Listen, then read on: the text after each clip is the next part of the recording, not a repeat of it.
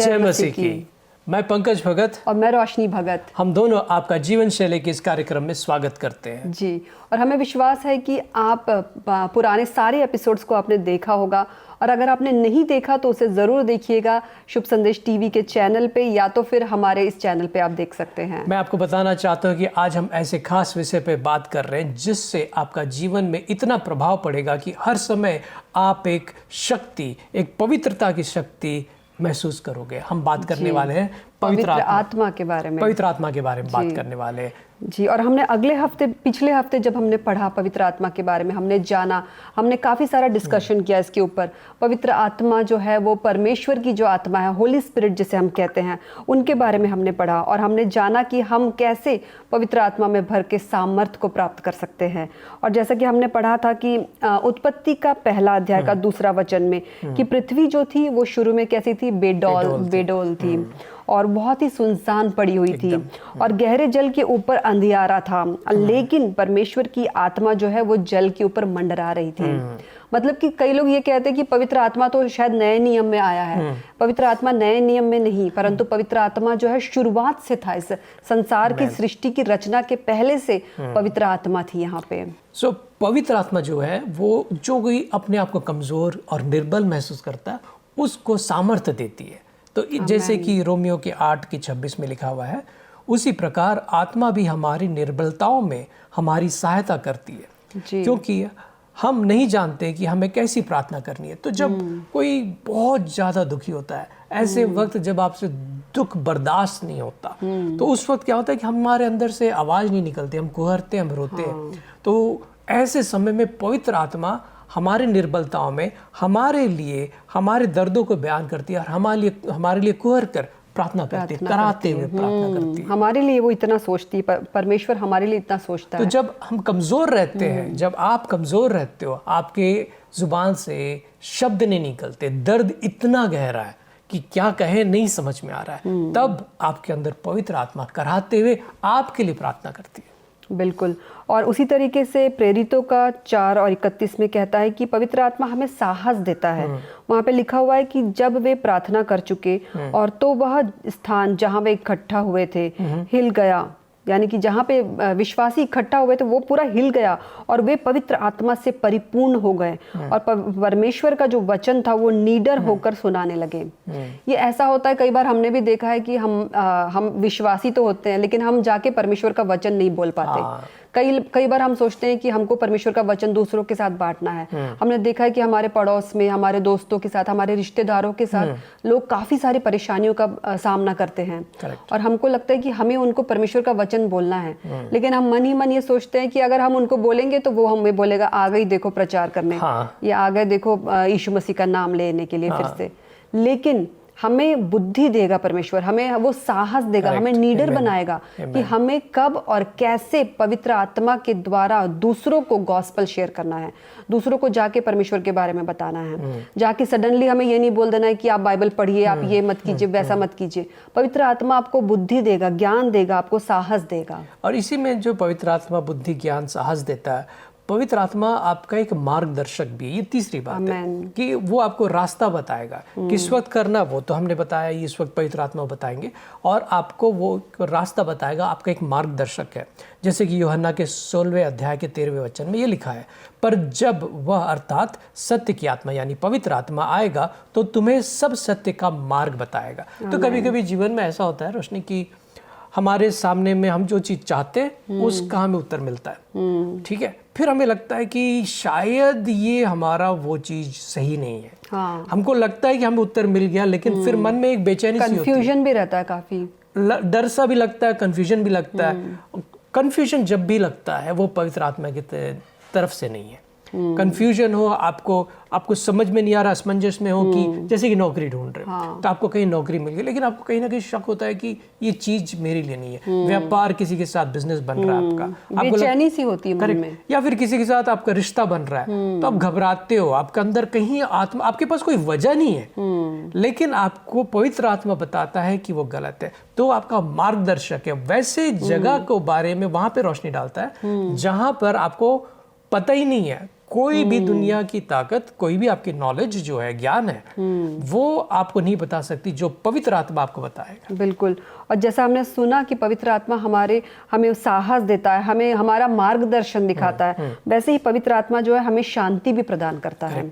कई बार हमने देखा है कि कई सारी जगह पे वाद विवाद होता है, जहाँ पे हो सकता है आप ऑफिस में जहाँ जाते हो या जहाँ पे आप काम करते हैं, वहाँ पे कई बार लड़ाइयाँ होती है, मनमुटाव होता है, या जिस परिवार के साथ आप रहते हैं, हो सकता है आप जॉइंट फैमिली के साथ हैं, या हो सकता है आपके स्पाउस के साथ भी आप मनमुटाव है, लड़ाई हो रही है, गुस्से में है और दूसरों को क्षमा नहीं कर पा रहे हैं और मन में बहुत सारी अशांति है। तो मुझे विश्वास है कि आज का जब ये वचन आप सुनेंगे तो आपको जरूर मार्गदर्शन मिलेगा कि जब आप पवित्र आत्मा के आप पुकारेंगे पवित्र आत्मा को, और पवित्र आत्मा से जब आप भरेंगे, परमेश्वर आपको अनोखी शांति देगा। और उस जैसे कि मैंने कहा कि कई मीटिंग्स वगैरह में लोग जाते हैं, वहां पे लड़ाइयाँ होती, कलीसियाओं में भी कई बार वाद विवाद होता है, मनमुटाव होता है, लीडर्स के बीच भी होता है, वॉलंटियर्स के बीच भी होता है। तो उस जगह पे आप मन ही मन में पवित्र आत्मा को पुकारे और प्रार्थना कीजिए, और देखिएगा कि आपको वो किस तरीके से माहौल को शांत करा देगा। तो इस तरह से आप पवित्र आत्मा में हमेशा भरे रहेंगे तो आपको इन सब चीज़ों में ज्ञान मिलेगा, आपको एक समझ आएगी कि क्या करना है। एक और बात है, 5वीं बात मैं बताना चाहता हूँ कि इंसान जो हम शरीर में हैं, हमारे अंदर में वो बात है कि हम किसी ना किसी तरह से पाप में बंध जाते हैं, हम इतने कमज़ोर हैं उसमें।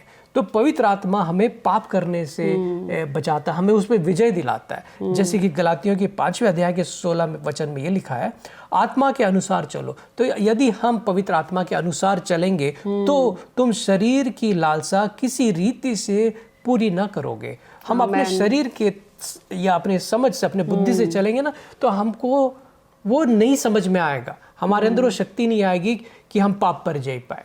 जैसे कि किसी को क्रोध आता है, किसी बात पे नाराज हो जाता है, उसको लगता है कि ये वाजिब है, लेकिन पवित्र आत्मा आपको सही से बताएगी कि आपको क्रोध पे कैसे विजय पाना है। और उसी तरह से जब आप पवित्र आत्मा में पूरी तरह से भर जाते हो तो आपको एक सामर्थ्य देता है। आमीन। तो ये एक तरह से पाप से बच जाते जी। और मुझे भी लगता है कि जैसा हमने सामर्थ्य के बारे में सुना, मुझे लगता है जब आप दुखी भी है तो भी आप पवित्र आत्मा को पुकारिए और देखिए आपका जो दुख का माहौल है उसमें वो आपको सांत्वना देगा, आपको कंफर्ट देगा। इसीलिए हम कहते हैं Holi spirit is our comforter. वो हमें शांति देने वाला परमेश्वर है, गहरी शांति। और यूहन्ना का 14:26 में लिखा हुआ है कि यीशु उसे सांत्वना देने वाला कहा है, यीशु ने उसे। और मुझे एक बात याद आती है कि जैसे कि कई लोगों ने अपने प्रियजनों को खोया, हाल ही में मैंने देखा, लेकिन जब हम प्रार्थना करते हैं पवित्र आत्मा वहाँ का माहौल बदल देता है। एक घटना मुझे याद आती है कि जब मैं एक अपनी हमारे ही चर्च के एक बहन के घर गए थे हम, क्योंकि उनके पति का देहांत हो गया था। और जब हम वहाँ गए तो वहाँ का माहौल बहुत ज़्यादा, लोग सब रो रहे थे। वो लोग विश्वासी नहीं थे परंतु ये बहन विश्वासी थी। और वहाँ का माहौल ऐसा था कि सभी लोग रोते हुए बिल्कुल परेशान थे कि कैसे हो गया, इतनी जवानी में इस बहन ने अपने पति को खो दिया। वो बहन भी रो रही थी काफ़ी। लेकिन हम जब गए, हमारी टीम वहाँ गई, हमने वहाँ प्रार्थना की, हमने एक छोटी सी आराधना की, हमने प्रार्थना किया। उन्होंने कहा हाँ दीदी आप प्रार्थना कीजिए, हमारे लिए आराधना कीजिए, हम नहीं कर पा रहे हैं। और उन्होंने बताया कि उन्होंने अपने पति को खो दिया है जिस तरीके से। और हम इस माहौल में जब प्रार्थना करने लगे और यीशु मसीह की आराधना करने लगे, हमने देखा तकरीबन आधे घंटे के अंदर पूरा माहौल बदल गया। सब शांत हो गए और सभी लोग आंख बंद करके परमेश्वर की स्तुति करने लगे। और उनके यहाँ की जो बुजुर्ग थे वो कहने लगे अरे हमने तो कभी ऐसा नहीं देखा कि जब परमेश्वर की आराधना कर रहे हैं आप तो किस तरीके से माहौल बदल गया। बहुत खुशी हुआ था, मैं भी था उस जगह पे। मुझे याद है जैसे हम जाते हैं कि आमतौर पर हमारे समाज में, हम भारत में ये देखते हैं कि किसी की मृत्यु पे दुख होती है और वो लोग इतना रोते हैं, उसका इतना दुख मनाते हैं क्योंकि उनका कोई प्रियजन का चले गए। पर वहाँ पे जब हम देख रहे थे, विश्वासी होने के बावजूद ये कोशिश कर रही थी कि अपने आप को संभाले, पर माहौल कुछ वैसा था। पर जैसे कि रोशनी भी बता रही थी, पवित्र आत्मा में जैसे ही हम उपस्थिति महसूस करने लगे, हमने प्रार्थना की, उनका नाम लिया, हमने उन्हें बुलाया मदद के लिए, तब माहौल बदल सा गया। एक और बात मैं बताना चाहता हूँ, ये कि हमें ऐसा लगता है कि हम साधारण लोग हैं, हम पढ़े लिखे नहीं, हमें बुद्धि नहीं है, किसी को तो पढ़ना तक नहीं आता है, हम बोलते हैं ना अंगूठा छाप है। तो ऐसे साधारण लोग को भी पवित्र आत्मा शक्तिशाली बनाता है। ऐसे नहीं कि हमारे पास सिर्फ डिग्री हो या फिर हम अच्छा बोलते हैं या फिर हम अच्छा दिखते हैं, सिर्फ वही लोग ही चुने जाएंगे। नहीं, पवित्र आत्मा एक निर्बल और साधारण लोग को भी शक्तिशाली बनाता है। जैसे कि पहले कुरिन्थियों के 2:4 में लिखा है, और मेरा वचन और मेरा प्रचार मनाने वाले ज्ञान की बातें, यानी कि जो लोग उस चीज को ज्ञान की बातों की तरह से बताते उससे नहीं, बल्कि आत्मा और सामर्थ्य में प्रमाण से हुआ है। आत्मा और सामर्थ्य के प्रमाण, सो पवित्र आत्मा के सामर्थ्य से प्रमाण हुआ है। तो हमने भी देखा कि हमारे कलीसिया में कुछ लोग आते हैं और एक भाई ने मुझसे कहा था कि सिस्टर हमें तो पढ़ना नहीं आता, तो मैं बाइबल कैसे पढूं। एक बहन ने भी कहा कि हमको पढ़ना नहीं आता, हम कैसे पढ़ेंगे, हम तो बिल्कुल गांव से आए हैं, हम तो अंगूठा छाप है, हमें बाइबल पढ़ना नहीं आता, और आप कह रहे हैं कि बाइबल पढ़िए और परमेश्वर का वचन पढ़िए, पवित्र शास्त्र को हमको पढ़ना जरूरी है। तब हमने कहा कि देखिए, वचन जो है वो सुनने से भी आपका विश्वास बढ़ता है, तो आप वचन को सुनिए अगर आप पढ़ नहीं सकते तो। और मैंने उनको ये भी कहा कि अगर आप पढ़ना नहीं भी जानते तो भी आप प्रार्थना कीजिए पवित्र आत्मा से, और उसके बाद बाइबल खोलिए, और आप धीरे धीरे अपने बच्चों से कहिए कि आपको बाइबल के वचन पढ़कर सुनाएं, और धीरे धीरे आप देखेंगे कि आप खुद, पवित्र आत्मा आपको सामर्थ्य देगा कि आप पढ़ना शुरू कर देंगे। और ये बात आपने बताया कि हम जब भी अपने आप को कमजोर, निर्मल और अनपढ़, हमें नहीं आता, हमें बुद्धि नहीं है, समझ नहीं है, ये सबसे फर्क नहीं पड़ता। बिल्कुल फर्क सिर्फ इससे पड़ता है कि क्या आप अपने जीवन में पवित्र आत्मा को कार्य करने दे रहे हो या नहीं। आमेन। जैसा कि पास्टर ने बताया था कि पिछले एपिसोड में हमने सुना था कि अगर जैसे किसी के पास कार है और वो कार को इस्तेमाल ही नहीं कर रहा, गैराज में पड़ी हुई है और कह रहा है कि मुझे जाने आने में बहुत तकलीफ हो रही है, मैं जा नहीं सकता, आपके पास गाड़ी, आप इस्तेमाल कीजिए। उसी तरीके से पवित्र आत्मा परमेश्वर ने हमको दी है, जिसको हम इस्तेमाल नहीं करते, जो जिनके सामर्थ्य को हम इस्तेमाल नहीं करते, जिनको हम पुकारते नहीं हैं। एक वचन यहाँ पे मैं प्रकाशित वाक्य का 3:20 का पढ़ना चाहूंगी। उसमें लिखा है कि देख, मैं द्वार पे खड़ा हूँ और खटखटाता हूँ, यदि कोई मेरा शब्द सुनकर द्वार खोलेगा तो मैं उसके भीतर आकर उसके साथ भोजन करूंगा और वह मेरे साथ। अब फर्क पड़ता है कि अगर आपके घर पे कोई डोर बेल बजाता है और आप क्या उसके लिए दरवाजा नहीं खोलेंगे?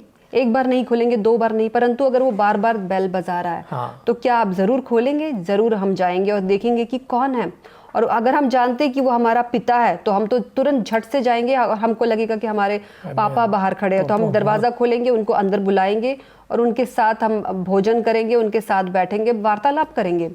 उसी तरीके से जब पवित्र आत्मा आपके दरवाजे पे, आपके हृदय के और आपके जीवन के दरवाजे पे खटखटा रहा है, अब ये आपका और हमारा कर्तव्य है कि हम उसे दरवाजा खोलें और अंदर बुलाएं। देखिए, आपने बहुत अच्छा उदाहरण दिया कि दरवाजा खटखटा रहा है, जिसमें 2 बातों पे मैंने गौर की।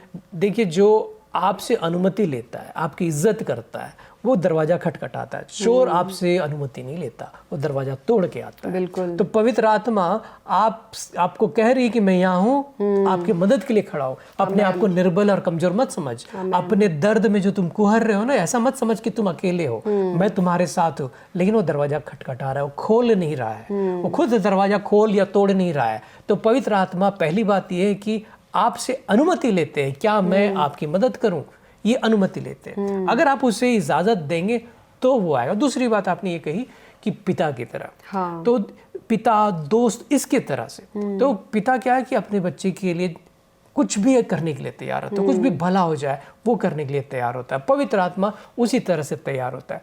तो ये जो बात पे हमने ये गौर करना है कि हमें अगर अपने जीवन में, हमारे रिश्तों में या फिर हालात में, माहौल में, या फिर जब भी हम व्यापार कर रहे हैं, बिजनेस कर रहे हैं, इन सब चीज में अगर हमको कहीं पे भी कमजोरी, कहीं पे भी डर, कहीं पे भी ऐसा लगता है कि ये मुझसे नहीं होगा, आप हो सकता है कि कोई एग्जाम आप कई बार दे रहे हो सकता है, या और आपको लगता है कि आप फेल हो गए, काफी निराश हो गए होंगे आप, हो सकता है आपके पास एक मौका और बचा हुआ है, तो पवित्र आत्मा आपको प्रोत्साहित करेगी, एग्जाम दो।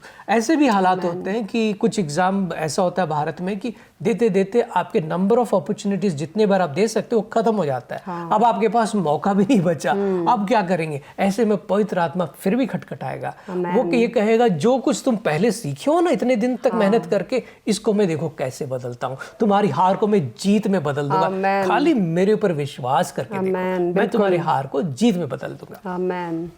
और हमने देखा कि जैसे कि परमेश्वर हमें सामर्थ्य देता है, हमें बुद्धि देगा, हमारा मार्गदर्शन दिखाएगा। एक और चीज आपको कहना चाहती हूँ, रोमियो का 12:1 में लिखा है, बहुत अच्छा, कि इसीलिए हे भाइयों, मैं परमेश्वर की दया स्मरण दिलाकर तुमसे विनती करता हूँ कि अपने शरीर को जीवित, पवित्र और परमेश्वर को भावता हुआ बलिदान करके चढ़ाओ, और यही तुम्हारी आत्मिक सेवा है। हमें ये देखना है कि हमें किस तरीके से परमेश्वर को समर्पित करना है, अपने आप को जीवित पवित्र रखना है और परमेश्वर को भावता हुआ बलिदान देना है, अपने आप को अशुद्ध नहीं करना। हमने जैसे वचन में पढ़ा था पहले भी कि हमारा जो शरीर है वो पवित्र आत्मा का मंदिर है। हमें इसे शुद्ध रखना है और अपने सामर्थ्य से कोई भी व्यक्ति इसे शुद्ध नहीं रख पाएगा। हम सोचते हैं कि अरे हमने ये पाप कर दिया, अब हमारा क्या होगा। हो सकता है आपसे ऐसा कोई पाप हो गया हो या गुनाह हो गया होगा कि आप सोच रहे हैं कि मैं परमेश्वर की उपस्थिति में नहीं बैठ सकता। तब याद रखिए कि परमेश्वर आपको पुकार रहा है। आप एक बार माफी मांगिए और उनकी उपस्थिति में फिर से अपने आप को सरेंडर कर दीजिए और देखिए पवित्र आत्मा आपको किस तरीके से छूता है और आपका जीवन बदल देता है। बहुत अच्छी बात कही तुम आपने कि हम इंसान हैं, हमारे साथ ऐसा कुछ होगा, हमें उतनी समझ नहीं है, कभी कभी हम पवित्र आत्मा की बात को नहीं सुनकर अपने मन की बात करते और ऐसा हो जाता है। तब ऐसा नहीं कि अब सब कुछ खत्म हो गया, मैंने उसे दुखी कर दिया, अब मुझे आगे नहीं जाना है, ऐसा हो सकता है। तो मैं इस बात में ना इसको थोड़ा उजागर करना चाहता हूँ। हम ये सोचते हैं कि क्या मेरे अंदर पवित्र आत्मा है कि नहीं, ये एक तरह का सोच है। दूसरा सोच है क्या मैं पवित्र आत्मा में हूँ, क्या मैं उनको पूरी तरह से समर्पित किया हूँ, क्या मैं सरेंडर किया हूँ, क्या उनको मेरे जीवन के हर पहलू में उनको पहुंच है। Does he have access to all areas of my life? कुछ बातें हैं कि मैं कहता हूँ, देखिए जैसे कि आपके घर में कोई मेहमान आता है तो आप उससे बोलते हैं मेन हॉल में आ जाइए, तो मेहमान पवित्र आत्मा आया, आपके मेन जिंदगी में आ गया। लेकिन आप उसे कहते हैं नहीं मेरे बेडरूम में नहीं आना, मेरा ये प्राइवेट मैट्रेस में नहीं आना, मेरे उस जगह पे नहीं आना, मेरी ये डायरी मत खोलना, मेरी ये बात नहीं देखना। तो आप कुछ कुछ जगह पे उनसे एक्सेस, उनकी पहुंच रोक के रखते हो। पवित्र आत्मा से क्या आपने ये चीज रोक रखा है? पवित्र आत्मा को वैसे सब कुछ पता है, लेकिन उसके ऊपर आपकी भलाई के लिए आपकी तरफ से कराते हुए आपकी ओर से वो नहीं करेगा जब तक आप उसे बुलाएंगे नहीं। वो खटखटाएगा, खड़ा रहेगा, बिल्कुल, लेकिन आपको उसे अंदर बुलाना है। बिल्कुल। और हमें अपने हर एक जिंदगी के हर एक एरिया में, जैसा हमने सुना कि हर एक घर के हर एक रूम पे उनको एक्सेस देना है, तो हृदय के भी, शरीर के भी, अपनी आत्मा के, अपने दिमाग के हर एक कॉर्नर में, हर एक जो हमारा हृदय का जो रूम है उसमें पवित्र आत्मा का निवास होना चाहिए। ऐसा नहीं होना चाहिए कि नहीं मेरी पर्सनल जिंदगी में, मेरे पर्स में क्या है मैं किसी को देखने नहीं दूंगी, मेरे डायरी में क्या है और मैं किसके साथ बात करती हूँ, मेरे फोन में क्या चैट्स है। याद रखिए आपके फोन के चैट्स कोई नहीं पढ़ेगा, लेकिन पवित्र आत्मा पढ़ सकता है। वो एंड टू एंड एन्क्रिप्टेड होता है ना व्हाट्सएप, वो पवित्र आत्मा के लिए एंड टू एंड एन्क्रिप्टेड नहीं है। बिल्कुल, पवित्र आत्मा आपके और हमारे चाल और चलन को जानती है, हम किस तरीके से हमारा आचरण है वो जानती है, हम किसके साथ क्या बात कर रहे हैं, क्या एक्सप्रेशन देते हैं, क्या इमोजी भेजते हैं, क्या आइकॉन भेजते हैं किसी के साथ, क्या वीडियोस देखते हैं फोन पे और किसके साथ क्या चैट करते हैं, पवित्र आत्मा सब जानती है। लेकिन आपको कभी वो बोलेंगे नहीं, हल्का सा आवाज आएगा आप उसे इग्नोर कर दोगे, लेकिन उसके ऊपर जो कार्य वो करना है उसके लिए वो आपको रोकेंगे नहीं, मतलब कि उसके ऊपर कंट्रोल करके आपको ठीक नहीं कर देंगे जब तक आप उन्हें अनुमति नहीं दोगे। तो यहाँ पे एक बात समझना चाहिए कि कभी कभी हमको लगता है पवित्र आत्मा बहुत बड़ी शक्ति है, लेकिन हमें समझने के लिए उसे इलेक्ट्रिसिटी, बिजली जैसा शक्ति ना समझे, बल्कि उसे एक व्यक्ति के जैसा समझे, क्योंकि उसके भी जज्बात होते हैं, उसकी भावनाएं होती है, उनके विचार होती है, उनकी इच्छाएं होती है आपके लिए। तो इन सब चीज को जब आप एक व्यक्ति के रूप में देखोगे तब आप उसे समझ पाओगे, तब आप उनकी आवाज को समझ पाओगे। और परमेश्वर के वचन में भी कुछ ऐसे ही लिखा हुआ है, उसमें लिखा है जॉन 10:27 में, my sheep hear my voice, Hindi में लिखा है मेरी भेड़ें मेरी आवाज सुनती है और मैं उन्हें जानता हूँ। बिल्कुल, वो अच्छा चरवाहा है हमारा। करेक्ट। और जब चरवाहा पुकारता है तो भेड़े जरूर सुनती है। भले भेड़े कहीं पे भी क्यों ना हो, कोई और पुकार ले, हमने देखा है कि भेड़े कभी नहीं आती जब, लेकिन चरवाहे की एक अलग आवाज होती है और वो जिस आवाज में, टोन में वो पुकारता है, भेड़े समझ जाती कि मेरे चरवाहे ने मुझे बुलाया है, अब मुझे जाना है। तो उसी तरीके से आप कह रहे थे कि हमें सुनना है परमेश्वर की आवाज को। तो ये उनको जब आप अनुमति दोगे, उनके साथ रहोगे, तब उनको सुनोगे, समझोगे। तो जो छोटी छोटी बातें होती है ना अपनी, उनकी आवाज छोटी छोटी हल्की सी आवाज आएगी। कभी उनकी आवाज ये कहेगा कि तुम्हारा कोई दोस्त, पड़ोसी, रिश्तेदार, भाई बहन इस वक्त दुखी है, जाके उसे थोड़ा प्रोत्साहित कर दे, जाके उसके लिए प्रार्थना कर दे। उस वक्त आप ये नहीं करना कि नहीं मुझे ये काम करना है, मुझे यहाँ जाना है। अगर आपको पवित्र आत्मा ये कहती है कि जाके ये कर, आपको तुरंत करना है। आमेन। और एक और चीज मुझे लगता है कि पवित्र आत्मा, जब हमने सुना कि छोटी छोटी आवाज में, भीनी भीनी आवाज में हमको बात करती है। कई बार जब जो लोग बुरी आदतों में फंसे, लतों में फंसे, सिगरेट पीना, बीड़ी पीना या गुटखा खाना और या फिर शराब पीना, ऐसी अगर बुरी आदतें हैं, या गंदी चीजों को मोबाइल पे देखना, टीवी पे देखना, गंदे वीडियोस को फॉरवर्ड करना, अगर ये सब आप कर रहे हैं तो याद रखिए, पवित्र आत्मा को अपना जीवन दीजिए, अपने पवित्र आत्मा को पुकारिए आपके हृदय में, और देखिए कि पवित्र आत्मा आपकी अगुवाई करेगी। आपके अंदर जो छोटी छोटी बातें जो आपको महसूस होती है, वो पवित्र आत्मा की ओर से होती है, और उनकी आवाज को आप इग्नोर ना कीजिए। उनकी कॉलिंग को जब वो आपको कहते हैं कि इसे मत कर, इस भीड़ से निकल जा और इस गंदगी से बाहर निकल, तो हमें उस वहां से तुरंत उनकी आज्ञा का पालन करते हुए निकलना है। मैं अगला शब्द यही लेना चाह रहा था कि हमें उनकी बातों को ऐसा मानना चाहिए कि उन्होंने हमें हुक्म दिया है, हालांकि वो हमसे इजाजत मांगकर हमें सिर्फ नम्रता से बताते हैं। ये गलत है, ये सही है, वो डराते हुए नहीं बताएंगे आपको। और एक बहुत बड़ा सा, एक जैसे कि बिजली कड़कती है वैसा नहीं आने वाला है। हल्का सा आवाज आएगा, आपको उतने में ही करना है। तो ये हमारी जिम्मेदारी है कि हम ओबीडियंट हो, हम आज्ञाकारी हो, उनकी आवाज को पहचानते हुए। मैं एक बार, जब हम ये बातें नहीं मानते हैं ना, तो हम उनकी जो इच्छा को उसको हम बुझा देते हैं। तो हम पहला थिस्सलुनीयंस 5वें अध्याय के 19 में मैं पढ़ता हूँ कि आत्मिक शक्ति को बुझाओ मत, do not quench the spirit. जब आप उनकी बातों को नहीं सुनते हो, नहीं मानते हो, तो उन्हें आप बुझा देते हो। आप बुझाते हो उनकी आवाज हो, बुझता आपके जिंदगी का खुशियां हैं। बिल्कुल। और हमें ये भी जान लेना है कि जब हमें पवित्र आत्मा से परिपूर्ण होना है तब क्या होता है। एफिसियों का 5:18 में लिखा है कि हमें वहाँ पे आज्ञा मिली है कि आत्मा से परिपूर्ण हो जाओ। तो हमें पवित्र आत्मा से भरना है, उससे परिपूर्ण होना है। और साथ ही जैसा कि भजन संहिता का अगर 46:10 कहता है कि चुप हो जाओ और जान लो कि मैं ही परमेश्वर हूँ। कई बार क्या होता है, हम इतने परेशान होते हैं कि हम परमेश्वर से डिस्कशन भी नहीं करते, हम गॉड से प्रार्थना भी नहीं करते। हमको लगता है कि हमारे लाइफ में इतनी प्रॉब्लम है, मेरे पास बैठ के प्रेयर करने का टाइम नहीं है। कई लोग ये कहते हैं कि हमने प्रेयर नहीं किया क्योंकि हमारे पास टाइम नहीं है, हमें टाइम नहीं मिलता। हमारे घर के काम, ऑफिस के काम, बिजनेस का काम इतना रहता है कि हमें टाइम नहीं मिलता। और वो लोग प्रार्थना नहीं करते, परमेश्वर से पूछते नहीं है, पवित्र आत्मा से जानते नहीं कि उनके लिए मार्गदर्शन क्या है, और इस तरीके से वे भटक जाते हैं। इसमें क्या बात है ना रोशनी, जैसे अभी हम बता रहे थे, शुरू से हमने ये बताया कि पवित्र आत्मा से क्या होता है, वो हमारे लिए प्रार्थना करता है, वो कमजोर के लिए भी है, निर्बल के लिए भी, आपके दुख के लिए भी है, आपको शक्ति देता है, कोई जबरदस्ती नहीं करता।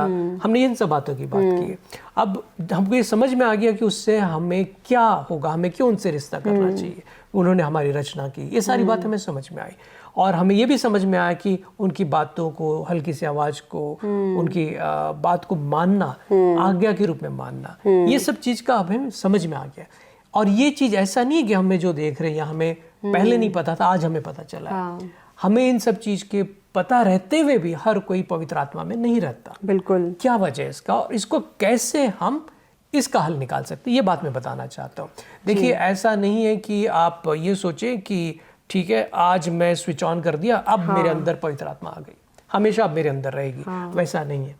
आप ये समझिए कि आपको एक बहती नदी में से या फिर कुएं में से बार बार पानी निकालना है आपको, और निकाल के अपने अंदर को भरना है। आपके आसपास आप जहां रहते हो वो एक गीली मिट्टी की तरह, पानी से भरा हुआ मिट्टी की तरह रहना चाहिए, और ये आपका काम है कि आप अपने लिए वो पानी भरे, वो जल भरे। बिल्कुल। और यदि जैसे कि अगर हम जब तक उनको पुकारेंगे नहीं, वो हमें नहीं मिलेगा।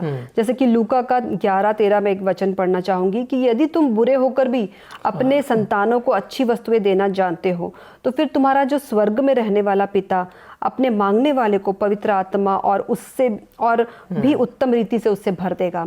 तो जब तक हम उनको मांगेंगे नहीं, वो हमें नहीं भरेगा।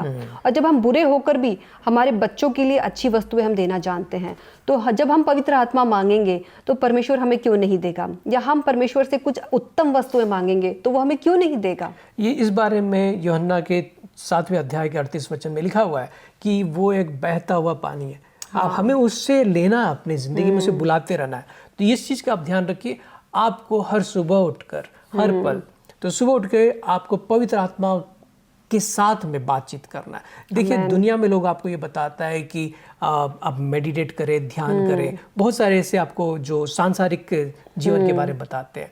असल में आपको और हमें ये करना है कि सुबह उठते साथ हमें पवित्र आत्मा की खोज करनी, उन्हें बुलाना है। वो तैयार बैठे हैं, उन्हें कहना है आज के दिन के लिए आप क्या चाहते हो मैं करूं। बिल्कुल, उनकी बातें हमें सुनना है, हमें उन्हें आमंत्रित करना है। बिल्कुल। और एक और बात यहाँ बताना चाहती हूँ कि प्रेरितों का काम में 1 का जो अगर अध्याय उसका 14वां वचन में लिखा है कि एक मन होकर प्रार्थना और विनती करते रहो। जब पेंतकुस्त का दिन था, वहां पे सभी लोग प्रार्थना कर रहे थे और तब वे सभी पवित्र आत्मा से भर गए। तो अपने परिवार के साथ, अपने जो आपके पास्टर से, अपने कलीसिया के लोगों के साथ एक मन होकर प्रार्थना कीजिए और एवरी डे प्रार्थना कीजिए, हर रोज कीजिए, और देखिए पवित्र आत्मा आपके जीवनों में किस तरीके से कार्य करेगा। सिर्फ उस वक्त नहीं, उसके बाद भी वो लोग पवित्र आत्मा से प्रार्थना करते रहे। वो तो भर गए, फिर क्या जरूरत था। लेकिन वो फिर भी करते रहे। जैसे कि प्रेरितों के काम के 4थे अध्याय में आप 29 में देखोगे कि इस बारे में कि वो लगातार प्रार्थना करते रहे ताकि उन्हें वो साहस मिले कि जाकर वो प्रचार कर सके, ताकि वो परमेश्वर के नाम से हाथ रखे और लोग चंगा हो जाए। आज हम ये चीज आपके साथ करना चाहते हैं। और एक और चीज आपको बताना चाहूंगी यहाँ पे कि अन्य भाषाओं के बारे में, कि जब पवित्र आत्मा से आप भरते हैं तो अन्य भाषाओं में जब आप बात करते हैं तब क्या होता है। अन्य भाषा में बात करना बहुत जरूरी है। अन्य भाषा में 1 कुरिन्थियों का 14:2 कहता है कि क्योंकि वे अनजानी भाषा बोलता है, क्योंकि जो अनजानी भाषा बोलते हैं वह मनुष्यों से नहीं परंतु परमेश्वर से बात करता है, क्योंकि कोई इसे समझता नहीं और पर आत्मा से वह भेद की बातें करता है। तो जब हम अनजानी यानी कि when we speak in tongues, जब हम अनजानी भाषाओं में बात करते हैं तो पवित्र आत्मा के द्वारा हमारी जो प्रार्थनाएं हैं वो यीशु मसीह हमारी प्रार्थनाओं को सुनते हैं परमेश्वर, और हमारी प्रार्थनाएं सुनी जाती है ताकि वो शैतान या दुनिया के कोई लोग उसे समझ ना सके। और इसलिए अन्य भाषा बहुत जरूरी है, अन्य भाषा में बात करना। तो जब आप पवित्र आत्मा को पुकारते हैं, भरते हैं, तो अन्य भाषाओं में भरे जाते हैं और उसमें जरूर प्रार्थना कीजिए अन्य भाषाओं में। तो जब आप पवित्र आत्मा में भर जाते हो, अन्य भाषाओं में करते हो, तब आपके अंदर ये शक्ति आती है। आप बपतिस्मा हो गया आपका, लेकिन आपको लगातार इस चीज में बने रहना है। और जब जैसे कि हमने प्रेरितों के काम के 8वें अध्याय में देखा है कि उसके 14वें वचन में लिखा है कि सामरी विश्वासी थे और उन्होंने विश्वास किया और उन्होंने बपतिस्मा पाया। पर उसके बाद जब पतरस ने उनके ऊपर पतरस और यूहन्ना ने उनके ऊपर हाथ रख के प्रार्थना की तो उन्हें पवित्र आत्मा मिली। तो आज हम आपके लिए प्रार्थना करना चाहेंगे। जी बिल्कुल। और जैसा कि हमने कहा कि आप अन्य भाषाओं में बात करने लगेंगे, अन्य भाषा आपके लिए एक कोड वर्ड की तरह काम करेगी, जो परमेश्वर तक ये कोड वर्ड पहुंचेगा और आपकी प्रार्थनाएं सुनी जाएंगी, आपका जीवन बदल जाएगा। तो क्यों ना हम एक छोटी सी प्रार्थना करें। आज हम आपके साथ मिलकर प्रार्थना करते हैं। आप अपने मन में अनुमति दीजिए, उन्हें कहिए, अपने शब्दों से कहिए, सिर्फ सोच से नहीं, आपकी आवाज आनी चाहिए, आपके बोल खुद को सुनाई देनी चाहिए। आइए हमारे साथ प्रार्थना में जुड़िए।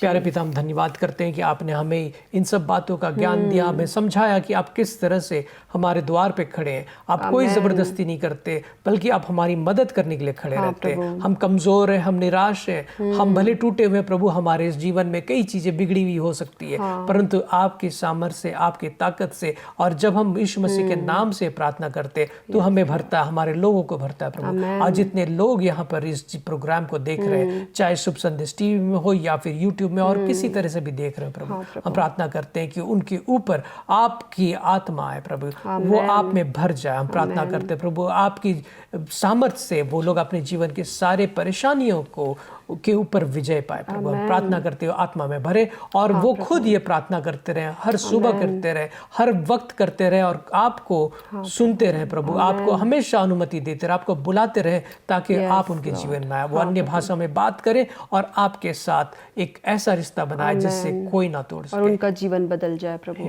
धन्यवाद करते हैं, प्रार्थना विनती यीशु मसीह के नाम से करते हैं, आमीन आमीन। हमें बहुत खुशी है कि आज आपने यहाँ तक हमारे इस प्रोग्राम को देखा। हमें यकीन है कि आपके जीवन में एक बहुत अच्छा बदलाव आया होगा। जी, और हम विश्वास करते हैं कि इस प्रोग्राम के बाद आप जरूर पवित्र आत्मा को अपने जीवन में आमंत्रित करेंगे और उनके खटखटाने पे आप उनके लिए दरवाज़ा खोलेंगे, और हमें विश्वास है कि आपका जीवन संपूर्ण रीति से बदल जाएगा। और हमारे इसी तरीके से हमें हमारे चैनल को फॉलो कीजिएगा और हमारे साथ जुड़े रहिएगा। दिखाए हुए नंबर पे आप व्हाट्सएप करके हमें प्रेयर रिक्वेस्ट दे सकते हैं, और या तो फिर आप इस वीडियो को दूसरों के साथ शेयर कीजिएगा जिनको इसकी ज़रूरत है। आपको ये कैसा लगा कमेंट करके बताइए, या फिर व्हाट्सएप पे हमें बताइएगा। हम आपके लिए लगातार प्रार्थना करते रहेंगे और हम जुड़े रहेंगे किसी न किसी माध्यम से आपके साथ, और आप भी इस प्रोग्राम के साथ जुड़े रहिए जी। और आप सभी को आशीष मिले जी, और बहुत सारे अच्छे एपिसोड्स और आने वाले हैं। बहुत ही एक्साइटिंग बातें उसमें होने वाली है जो कि बाइबल से जुड़ी हुई, तो हमारे साथ जरूर जुड़े रहिएगा निरंतर, और प्रभु आपको आशीषित करें। जय मसीह की।